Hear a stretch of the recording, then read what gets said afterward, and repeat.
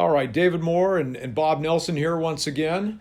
And we were talking about planning deals and successfully completing transactions. Today's marketplace, it's tight. Things are sort of, you better be set to go. If you don't have things locked up, they're going to go away. Sometimes they go away anyway. Yes. But if we look at the ID rules, and you've been doing this long enough, Bob, and you've got an early CI number, but you think about pre-1991, people could identify virtually anything they wanted. Right. You don't want to identify a county, fine, do it. Right. And I think the old saying, you hear the saying, buyers are liars, and I think that sort of evolved out of that process. Yeah, I want your property. Yeah, I'm going to tie it up. Well, you better know where you are. Right.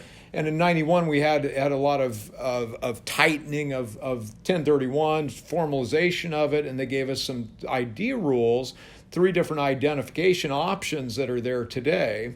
And you only have to meet one of them. You don't have to meet all 3. Right. But if we look at the 3 different rules, you got the 3 property rule, 200% rule, the 95% rule. What do most of your clients work with? I mean, what do you typically see, or what do you like to work with? I know you're probably not a fan of the 95% rule. No. It might put a little pressure on you, but It puts a lot of pressure on you. Because you can identify as many things as you'd like of any value without a value limitation, but you have to buy 95% of that which you've identified. Well, what happens in one of the properties? A guy leaves and goes to Europe for 6 months and can't be found. Guess what? You've just blown that one wide open. To violate those rules is to cause the transaction to be fully taxable. So you can't afford to have that happen. It's an interesting process. So in advance of the time that we potentially even offer the downleg property, the property that I'm going to be going out of on the exchange, which I refer to as the downleg, before we offer that for sale, we need to come up with a game plan of how it's going to work, what we're after. Are we after a number of different properties, smaller properties that we might be exchanging our one property into, or are we after one that's even larger than what we have? And we're given an opportunity then to identify as many as 3 properties. So it's important, if a person owns a property free and clear that they're selling, and they want to stay free and clear, then that has pretty much defined what they're going to be doing. They're going to be exchanging same value into other assets. They could acquire more things, but they're not going to be acquiring very many more things because real estate's expensive as a single priced product. So most likely they're going to be sticking with the 3 property rule. But I have people that have done going from one big thing into a number of smaller things with the idea of they have debt on the one that they're selling, and they would like to place that much debt, which they have to replicate in their exchange. They like to place that against only several of the properties and end up with other properties owned free and clear. Yeah. So it may be advantageous for them to have a series of things free and clear with all of the debt stacked against 1 or 2 things. It depends on the transaction, but it's really a function of where they're trying to go.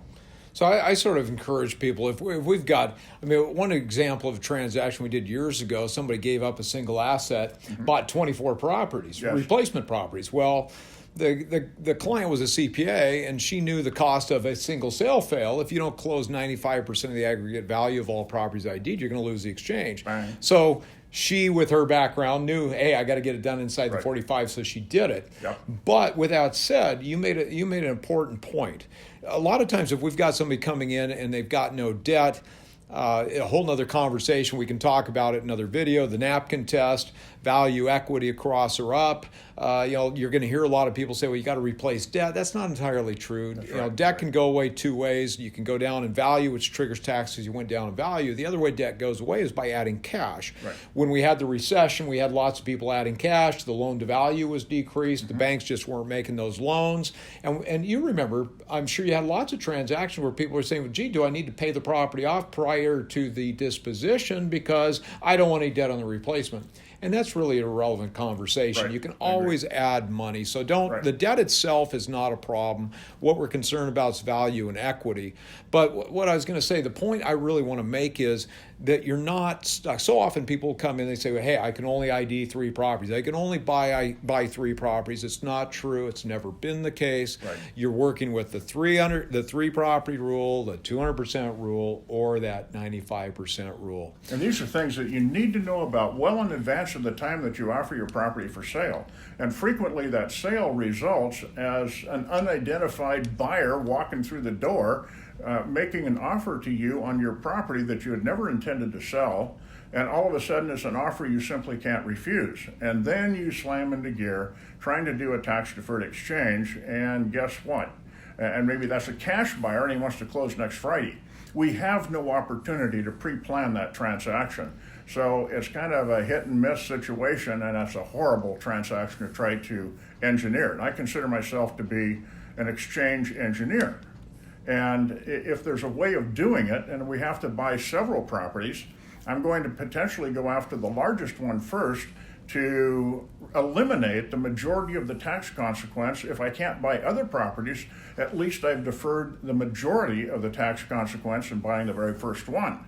So what if somebody came to you, Bob, said, look, I'm giving up this property, I've got no debt on it, right, but I want to lever into several different replacement properties. Right. Let's say one of them would satisfy the exchange. Right. Wouldn't a great solution be just to buy the one via the exchange and then do a cash out refi and lever in the balance of the properties in a period of time where you don't have time constraints? Right. And another benefit of that strategy would be that the purchase price of those other properties is now your basis. You're not deferring gains into those things. You have a full stepped up basis because you've acquired the thing as a purchase.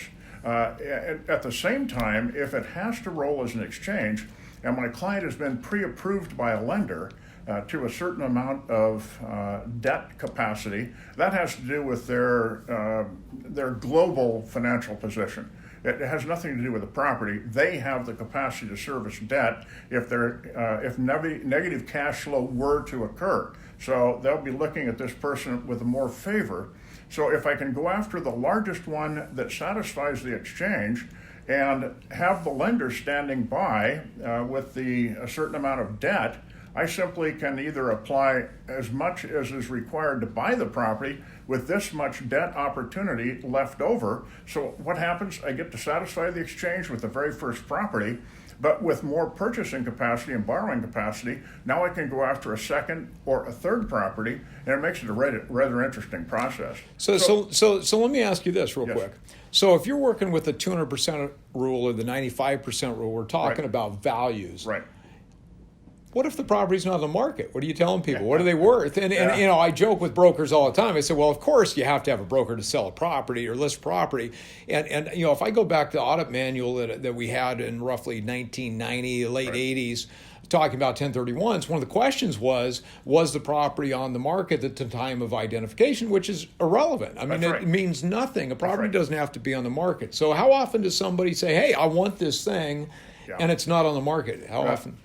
Well, and on top of that, let's take it one notch further. Let's say that you're going after 4 or 5 or 6 properties, which is allowed by the 200% rule, and you've marked down on a piece of paper that property A is worth this, B, C, and so forth. You add them up, and it is below the 200% of your sale price. So restated, that qualifies. What happens then if you've marked down this property is $500,000, but in final negotiation you had to pay $600,000 for it?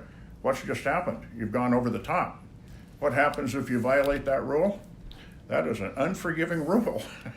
So it takes a lot of skill and negotiation up front to make sure that you're within the capacity of qualifying for the exchange. And if anything goes wrong, you may have a bombshell that all your good work as a broker goes right down the drain, and of course the client's not pleased with your name from that point forward because they've just incurred tax. Well, I appreciate the conversation, and you know, something else that people don't think about is you know, that 45-day time period is critical. You've got to have things set up. You got to be committed come that 45th day to either completing the transaction or not completing the transaction. And we'll talk about that again in a few minutes. Thank you. Thank you.